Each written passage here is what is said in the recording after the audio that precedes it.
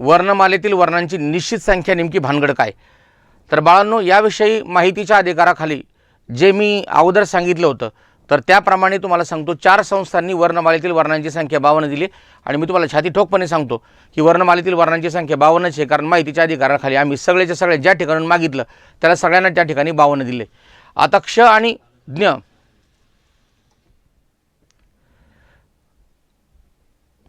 क्ष आणि ज्ञ यांना वर्णमालेत स्थान कोणी दिले? तर प्राध्यापक अरविंद मंगरुळकर यांनी दिले. आणि ए आणि ओला कोणी दिलं? तर प्राध्यापक अरविंद मंगरुळकर यांनी दिले. आणि क्षाने दिलं म पा सबनीस. क्ष आणि ज्ञचं उच्चार स्थान देण्याचं काम म पा सबनीस यांनी केलं आणि ए आणि ओला प्राध्यापक अरविंद मंगरुळकर यांनी उच्चार स्थान दिले त्यांना, किंवा त्यांना वर्णमालेत स्थान दिले. तर आता याच्यात प्रॉब्लेम काय की वर्णमालेतील वर्णांची निश्चित संख्या नेमकी सांगायची किती? 50 की 52 की 48? 48 वर्णमाला जुनी. आता मध्यंतरी काही दिवस 50 मानली गेली, पण आत्ता लेटेस्ट समितीचं कामकाज जे आमचं चालू आहे त्याच्यामध्ये बहुतेक लोकांनी त्याचं असं मत व्यक्त केलं की 52च वर्णांची वर्णमाला आहे. ओके, ठीक आहे. आता याच्यानंतर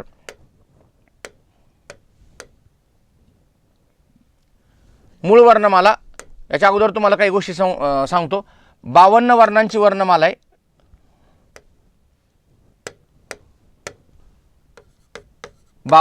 यापैकी स्वर आहेत 14, यापैकी 2 स्वरादी आहेत, यापैकी 34 व्यंजने आहेत आणि यापैकी 2 संयुक्त व्यंजने आहेत. अशी वर्णांची निश्चित वर्णमाला आहे. 52चं डिवायडेशन अशा प्रकारे. मग इथं स्वर, या ठिकाणी स्वरादी, व्यंजने आणि इथे संयुक्त व्यंजने.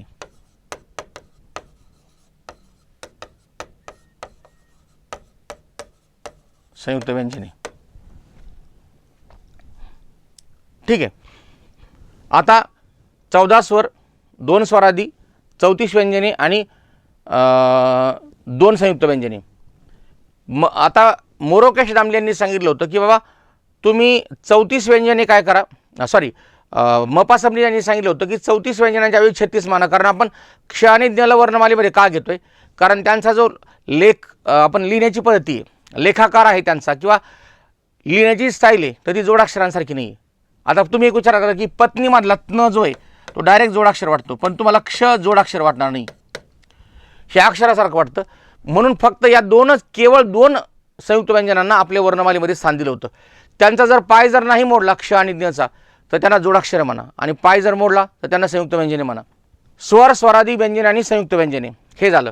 आता क्ष आणि ज्ञला वर्णमालेमध्ये स्थान देण्याचं एकच कारण आहे, त्यांचा त्यांचे लिखाण जे ते जोडाक्षरांसारखं नाही म्हणून दिले. हे लक्षात ठेवायचं आणि हेच उत्तर लिहायचं. 52. 50 जर लिहिलं तर हा प्रश्न परत वादातीत सापडेल, कोर्टात जाईल हा प्रश्न. ओके, ठीक आहे. आता पहा, मूळ वर्णमाला होती 48 वर्णांची. आधुनिक वर्णमाला आहे 52 वर्णांची. वर्णांचे वर्गीकरण. स्वर किती येतं? तर 14. स्वरादी किती आहेत? तर 2.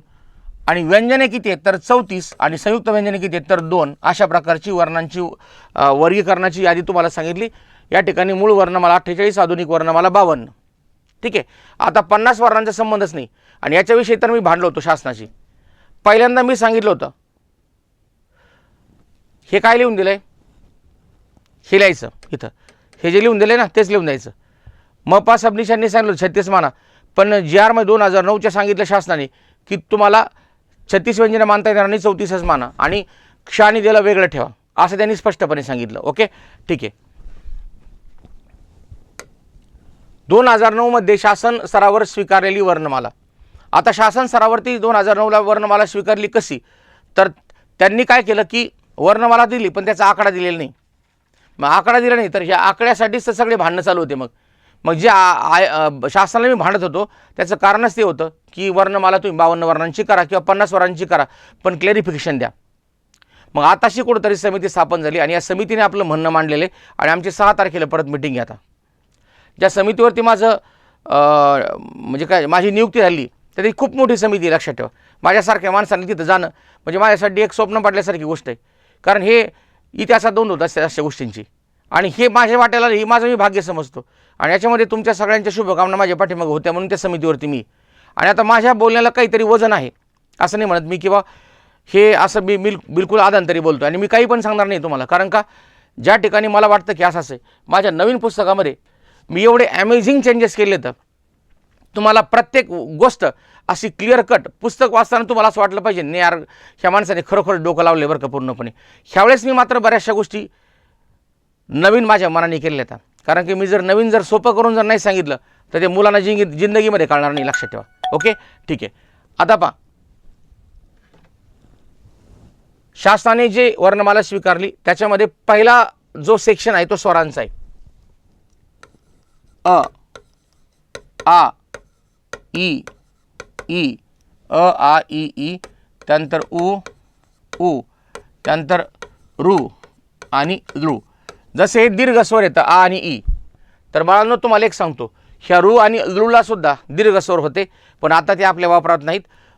देवनागरी लिपीच्या फॉन्टमध्ये मात्र ते दोन्ही पण येतं अस्तित्वामध्ये.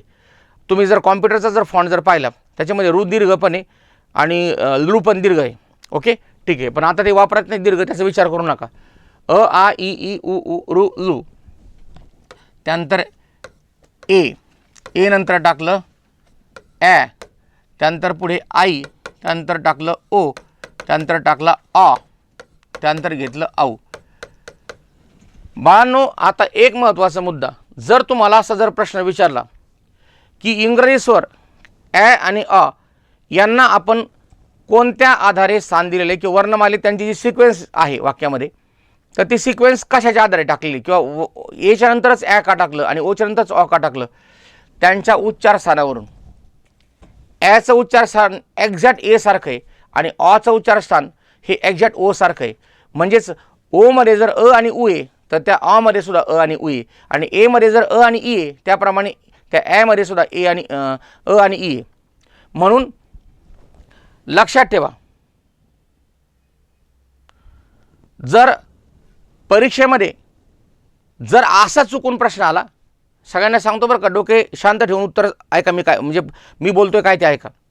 जर चुकून प्रश्न असा विचारला तुम्हाला किंवा ॲ आणि अला जे वर्णमालेमध्ये स्थान दिलेले ते कोणत्या आधारे दिले तर त्यांच्या उच्चार स्थानांच्या आधारे दिले आणि त्यांना का घेतलं, कारण इंग्रजी शब्दांचा आपण उच्चार करतोय पण आपल्याकडे तो शब्दच नव्हते उच्चारायला. ॲ आणि अ अर्धचंद्रेवरती हे मात्र वाक्यामध्ये ॲ आणि अ जे येतं तर ते अर्धचंद्र आपण आपल्या भाषेमध्ये का घेतले याचं कारण तुम्हाला सांगतो. ऑमलेट, ऑरेंज, ॲपल यासारखे शब्द आपण बोलतोय पण मग ऑरेंज म्हणायचं का, ॲपल म्हणायचं का, नाही. मग ते त्यांचे उच्चार आपण घेतले आणि त्याला अर्धचंद्र जो दिला आहे तो त्यांच्याकडून आपण घेतला आहे, इंग्रजांकडून घेतला आहे. ठीक आहे. हे झाले 14 स्वर. 1 2 3 4 5 6 7 8 9 10 11 12 13 14 हे 2 स्वर आपण इंग्रजांकडून घेतलेत आणि यांना आपण वर्णमालेमध्ये घ्यावं असं प्राध्यापक अरविंद मंगरुळकर यांनी त्या ठिकाणी अगोदर सांगितलं होतं आणि त्यांच्या म्हणण्यानुसार आपण घेतलेत. त्याच्यानंतर अम आणि आहा, हे अम आणि आहा, अम आणि आहा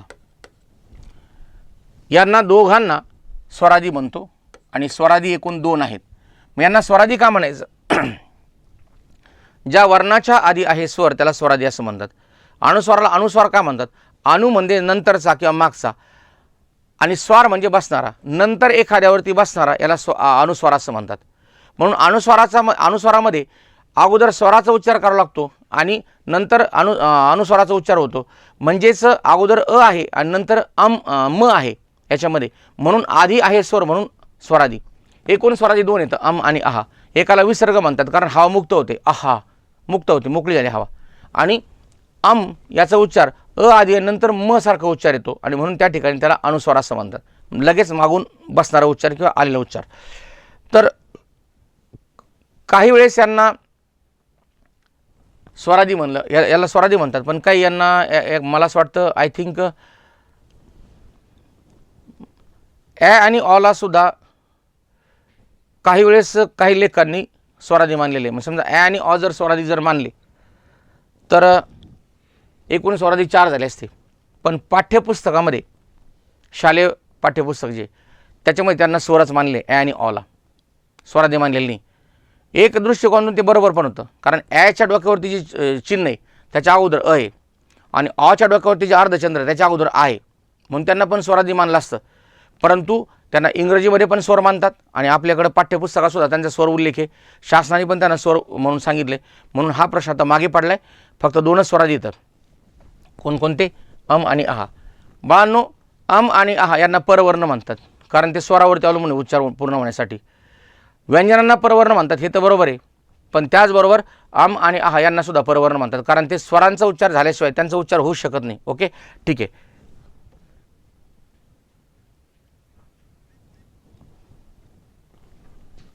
दुसरा मुद्दा आहे व्यंजने. क, च, ट, त आणि प. क, च, ट, त, प. क, ख, ग, घ, ग, च, छ, ज, छ, न, ट, ठ, ड, ढ, न, त, थ, द, ध, न, प, फ, ब, भ, म.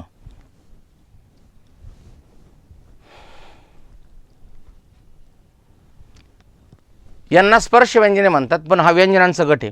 ज्यांचा पाय मोडतात, ज्यांचा अपूर्ण उच्चार असतो, जे स्वरावर अवलंबून असतात, त्यांना परवर्ण तर म्हणतात, पण त्याचबरोबर त्यांना व्यंजने पण म्हणतात. स्वरांचा उच्चार करताना जिभेचा इतर अवयवांना स्पर्श होत नाही, हवा अडवली जात नाही. स्वतंत्रपणे श्वासाद्वारे ज्यांचा उच्चार होतो त्यांना स्वर असं म्हणतात. व्यंजनांचा उच्चार करताना उलटी गोष्ट होते, हवेचा मार्ग अडवतात, जीभ इकडे तिकडे स्पर्श करते तोंडामध्ये आणि उच्चार पूर्ण होण्यासाठी स्वरावर अवलंबून असतात. म्हणून व्यंजने हा वेगळा गट आहे. व्यंजने यांचा कधी पण पाय मोडायचा असतो. परवर्ण म्हणजे दुसऱ्यावरती अवलंबून असणारे असतात परवर्ण. आता परावलंबी होतात, तुम्ही परावलंबी येतं, तुम्ही कोणावर तरी अवलंबून येतं जसं काय, तर त्याला परवर्ण असं म्हणतात. म्हणजे इन्कम सोर्ससाठी जर तुम्ही दुसऱ्यावरती अवलंबून असाल, वडिलांवरती किंवा तत्सम कोणावरती, तर त्या ठिकाणी तुम्ही पॅरासाईट आहात, मग तुम्ही परावलंबी आहात. म्हणून इथं परवर्ण येते आणि हे पण परवर्ण आहेत बरं का. मोरोकेश दामले यांनी स्पष्टपणे अम आणि आहा यांना परवर्ण म्हणलेले. परवर्ण म्हणजेच त्या ठिकाणी दुसऱ्यावरती अवलंबून असणारे. त्यांनी दोघांना परवर्ण म्हणलेले. एक तर अम आणि आहा यांना पण म्हणले आणि व्यंजनांना पण म्हणले. ओके, ठीक आहे. प, फ, ब, भ, म. त्यानंतर आहे य, र, ल, व, श, श, स, ह, ळ. त्यानंतर ळ. नंतर आता आहे पुढं क्ष आणि ज्ञ. क्ष आणि ज्ञ. आता बाळांनो, ही सगळी व्यंजने येतं. मग ही इथून इथपर्यंतची जी व्यंजने येतं यांचा जर विचार जर केला तर ही एकूण 34 व्यंजने येतं. 14 आणि 2 16, 16 आणि 34 50, 50 आणि 2 संयुक्त व्यंजने झाले तुमचे 52 वर्ण. तर आता व्यंजनांचा पाय मोडा, स्वरांचा पाय मोडू नका. जर व्यंजनांपासून जर तुम्ही अक्षर तयार जर केलं तर व्यंजनांपासून अक्षर तयार करताना स्वर मिसळावा लागतो, तेव्हाच तुम्हाला त्याला अक्षर म्हणावं लागतं. मग तुम्हाला एक गंमत सांगतो. ज्याचा पाय मोडला आहे ते व्यंजन आहे आणि ज्याचं विभाजन होत नाही तो वर्ण आहे. मग तुम्ही एक बारकाईने विचार जर केला तर तचा विचार जर केला तर त व्यंजन आहे, याचा पाय जर नाही मोडला तर तो वर्ण पण आहे आणि तो व्यंजन पण आहे. याचं वर्ण का म्हणायचं, त्याचं विभाजन होत नाही, कारण तो मूलध्वनी आहे, मूलध्वनीचा प्रतीक येतो. त्यानंतर मी जर अ जर मानलं तर या ठिकाणी अचा पाय मोडलेला नाही, मग पाय मोडलेला नाही तर तो वर्ण आहे, कारण त्याचं विभाजन पण होणार नाही. मग याचं विभाजन होणार नाही, तो वर्ण आहे, हा वर्ण पण आहे. कोण? अ हा वर्ण आहे.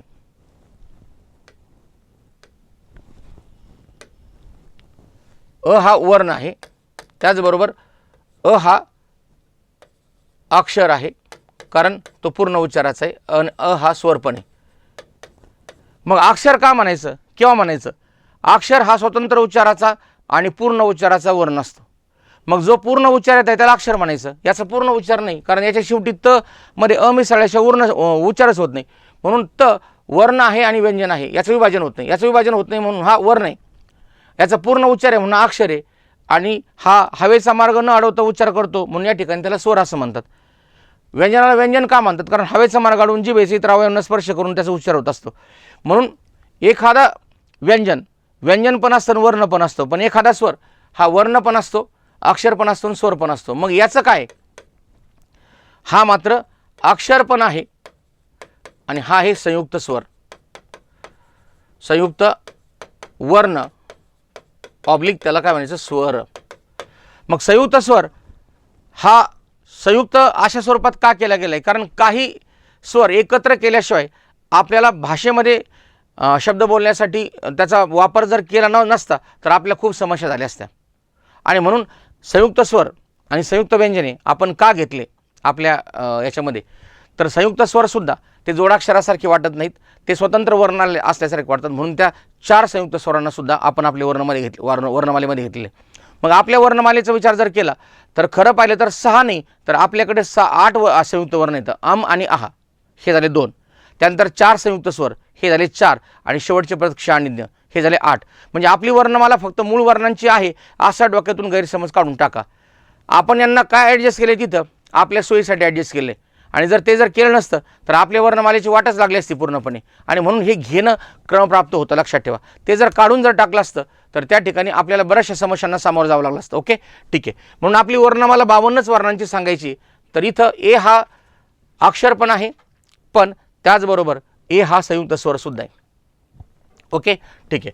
आता पुढे वर्णमालेविषयी महत्त्वाचे, आणि आता इथं हे थोडंसं बदलतो मी. वर्णमालेविषयी महत्त्वाचं थोडंसं बदलतो. बाळांनो, 2009च्या जी आरमध्ये स्पष्टपणे सांगितलेले 12 खडी नाही, 14 खडी नाही, 16 खडी लिहायची. आणि जी आरमध्ये स्पष्टपणे सांगितले, आणि हे अजून पण शालेय लेवलवरती अजून घेतलेलं नाही त्यांनी. 16 खडी म्हणजे 16 खडीच लिहायची, 14 खडी लिहायची नाही. कारण जी आरमध्ये स्पष्टपणे सांगितले की 16 खडी लिहायची, त्याच्यामध्ये रू आणि लू सुद्धा समाविष्ट करायचे. त्याच्यामुळे 14 खडी नाही, 16 खडी लिहायची असा स्पष्टपणे त्यांनी अगदी निर्देशच दिले आहे. 14 खडी समाविष्ट न होणारे वर्ण आता हे इथून कट करायचं, आणि या ठिकाणी फक्त सांगायचं 16 खडी. 16 खडी इथं फक्त 16 खडी लिहायचं. मग ही भानगड काय?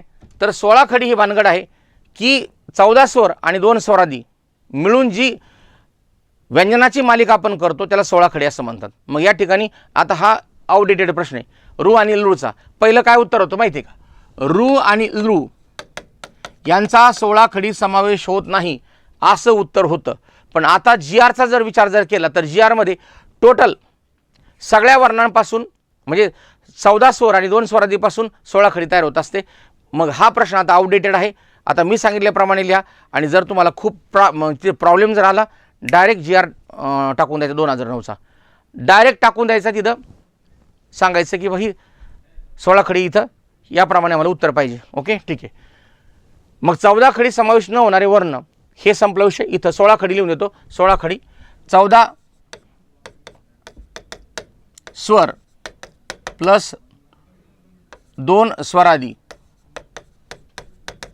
बरोबर 16 खडी एवढंच लिहून देतो तुम्हाला, कारण तो प्रश्न आता काय झालाय? आउटडेटेड झाला आहे. त्याच्यानंतर पुढचा मुद्दा आहे भविष्यात नष्ट होणारे वर्ण. आता भविष्यात नष्ट होणारे वर्ण कोणकोणते येतं? तर एक आहे रू, एक आहे न, आणि एक आहे ते लू. भविष्यात नष्ट होणारं ते आहे लू, हे लू. कारण या वर्णाने फक्त क्लृप्ती एवढाच एक शब्द तयार होत असतो. म्हणून रू, न आणि लू हे जे वर्ण येतं ते भविष्यात नष्ट होतील. याच्यावरती आयोगाने प्रश्न विचारला होता. तुम्हाला आतापर्यंत एवढंच माहिती आहे किंवा लू एवढाच नष्ट होणार आहे, परंतु आयोगाने प्रश्न विचारला होता. हे 3 दिले होते आणि प्रश्न विचारला होता की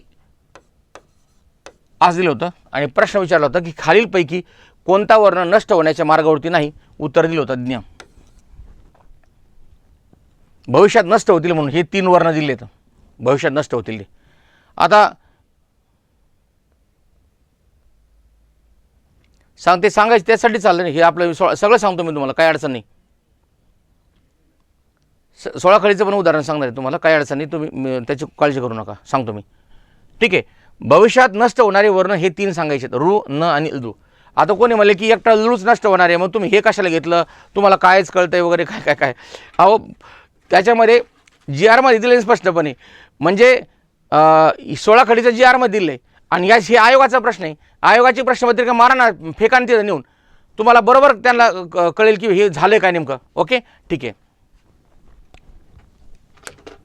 इंग्रजी स्वर आणि कंपित वर्ण. आता इंग्रजी स्वर कोणकोणते येतं, ॲ, कॉमा अ, हे इंग्रजी स्वर मराठी वर्णमालेत घ्यावेत.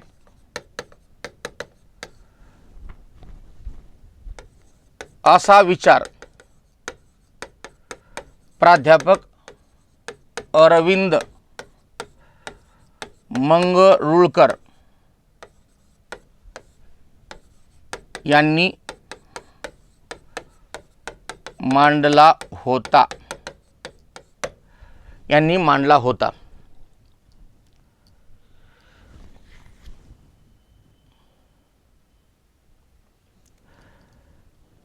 ठीक आहे ना. ते तुम्हाला फक्त प्रॅक्टिससाठी दिले, ते तुम्हाला नोट, तुम्ही फक्त ऐकलं तरी चालेल, काही अडचण नाही.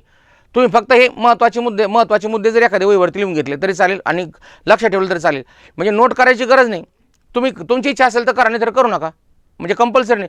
ते डिपेंड करतात. तर तुम्ही काही समजा शाळेतले मुलं नाही तर त्याच्यामुळे तुम्हाला हे करायचं नाही. तुम्ही तुमच्या मनाने ठरवा की तुम्ही नोट्स काढायच्या की तुम्ही पुस्तकातून अंडरलाईन करायची, डिपेंड करतं तुमच्या याच्यावरती.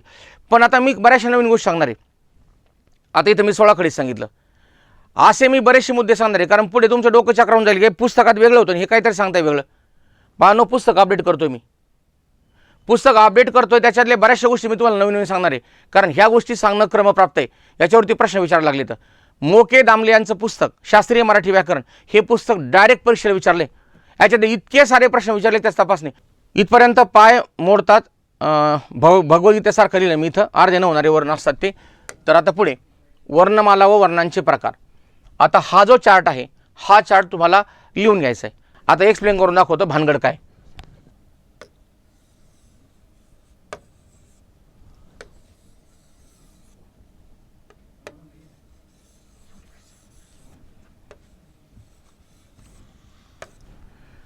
हा तुमच्या तोंडाची आकृती.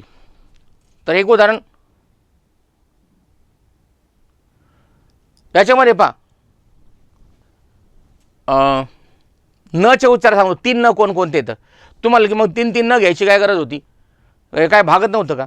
आता नाही का आपण आपलं पोरगं गेलं मार्केटमध्ये कपडे दिलेत समजा 1000 रुपये, तुम्ही ते 4 शर्ट घेऊन येतं, कारण त्याला व्हरायटी पाहिजे असते.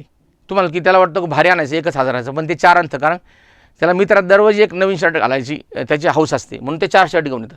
आता गंमत झाली, आपल्या वर्णमालेमध्ये 3 न का केले तयार, कारण प्रत्येक शब्दाचा उच्चार सारखा नसतो. ऐका, दातावरती इथं जो न आहे, इथं दातावरती न, तर तो आहे न नळाचा. त्याच्यानंतर इथं तुमच्या वरती टाळूवरती जो न आहे, तर तो न आहे, तो त्र सारखा जो दिसतो ना, तर तो न आहे, तो मंजूरमधला किंवा चंचलमधला न आहे. आणि इथं मूर्धेवरती या ठिकाणी जो आहे न, तर तो न मानाचा आहे. या ठिकाणी त्याचा उच्चार असा बाण असा होतो, तो म्हणजे जीभ या ठिकाणी जाते अशी वळते आणि या ठिकाणी टच करते. मग तुम्ही एक विचार करा की ह्या 3 न का करण्याची गरज. नळ म्हणू शकता, पण तुम्ही असं बाण म्हणू शकता, बाण असं म्हणू शकत नाही ना, ते उच्चार काय होईल, बाण असं होतच नाही, ते बाण वरती. म्हणून प्रत्येक नचं एक वेगळं वैशिष्ट्य आहे, त्याचं उच्चारस्थान वेगळं आहे आणि प्रत्येक शब्दामध्ये वेगळ्या पद्धतीने त्याचा उच्चार होतो, म्हणून त्याचे 3 न करण्याची हे झाली. आता वर्णांच्या उच्चारस्थानाच्या बाबतीमध्ये मी तुम्हाला एक शॉर्टकट सांगतो तुम्हाला, की बा शॉर्टकट कसा असतं. तुम्ही आम्हाला काय नुसतं सांगता की आम्हाला शॉर्टकट देतो आणि आम्हाला तो शॉर्टकट द्यायचा काही पत्ताच नाही. तर मी तुम्हाला शॉर्टकट देतो. अर्धी वर्ण मला उच्चारस्थानाच्या बाबतीमध्ये तुमची गायब करून दाखवतो. काय अर्धी वर्ण मला लक्ष द्या. आता मी तुम्हाला 5 अक्षर लिहून दाखवतो आणि त्या 5 अक्षर डायरेक्ट तुम्हाला गायब करू. अर्धी वर्ण मला तुमची डायरेक्ट गायब. ओके ठीक आहे. हे पहिलं जे आहे ते थोडंसं मी इरेज करतो. हे करून टाकतो इरेज.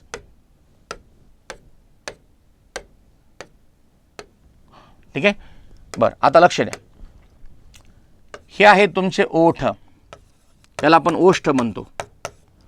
त्यानंतर हे आहेत आपले दात. हे आपण बऱ्याचदा दाखवण्यासाठी याचा उपयोग करतो. ते खरं तर चावायसाठी असतात, पण दाखवतो पण आपण दात. हे आहे नाक, श्वास घेण्यासाठी असतं, परंतु आपण ते मध्ये मध्ये खुपसण्यासाठी जास्त वापरतो, त्याचा वेगळाच उपयोग करतो आपण. हा आहे आपला कंठ पडजिभेजवळ. त्यानंतर ही आहे मुर्दा, त्याला मुर्दा म्हणतात. त्याला कोमल टाळू असं इथं या मुर्द्याला, म्हणजे कोमल टाळू आणि मुख्य टाळू यांच्यामध्येच येतं ते. आणि त्याच्यानंतर इथं ही आहे तालू, टाळू. तर ही टाळू आहे आपली ही, आणि टाळू इथं असते, लक्षात ठेवा, अशी वरती इथं असते टाळू. आपली आई काय करते, ह्या तेल लावते इथं वरती अशी अशाशी.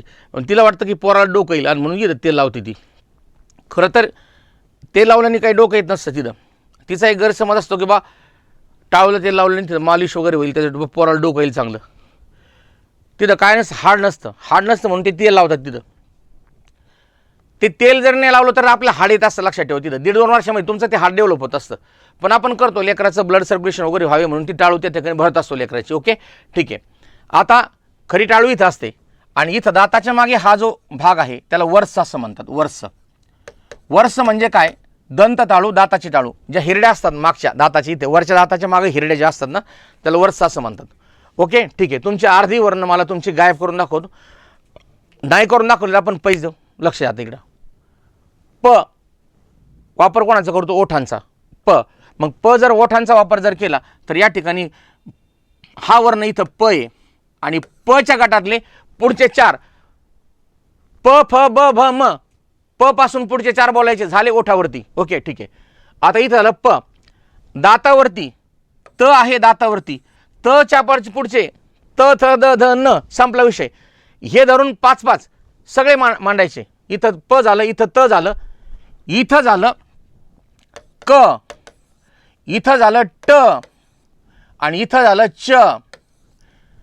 बाळांनो, हे जे अक्षर आहेत, हे जर अक्षर आहेत, हे अक्षर डायरेक्ट किती झाले सांगा, गायब झाले. मग हे जर अक्षर गायब येतं तर तुम्ही एक विचार करा. तर मी आता साधा प्रश्न विचारतो तुम्हाला. ते अक्षर बोललं की त्याच्या पुढचे 4 वर्ण त्याला चिकटून लगेच बोलायचे, झालं तुमचं काम. आता मी साधा प्रश्न विचारतो तुम्हाला. मी ग विचारलं कुठे, तर मला सांगा आता गचं उच्चारस्थान याच्यापैकी कोणतं सांगणार तुम्ही, पटकन सांगा. आता मी तुम्हाला जो शॉर्टकट सांगितलाय,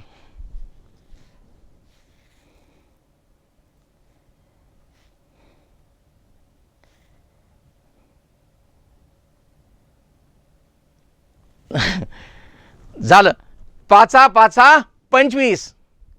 52 वर्णांच्या वर्णमालिकेमधले 2 वर्ण तर गायबच येतं, क्ष आणि ज्ञ, त्यांचं उच्चारस्थानच दिलेलं नाही आपण. 50 वर्णांच्या वर्णमालिकेमध्ये तुम्हाला 25 वर्ण डायरेक्ट गायब करून दाखवले. 5-5 25 सांगितलं. आणि आता मी तुम्हाला सांगतो भ वर्ण, तुमच्या TT मध्ये आलेला भ वर्ण सांगतो, तर तो कोणत्या याच्यात येईल मग मला सांगा. आता भ वर्ण सांगा लवकर. भ वर्ण कुठे येईल,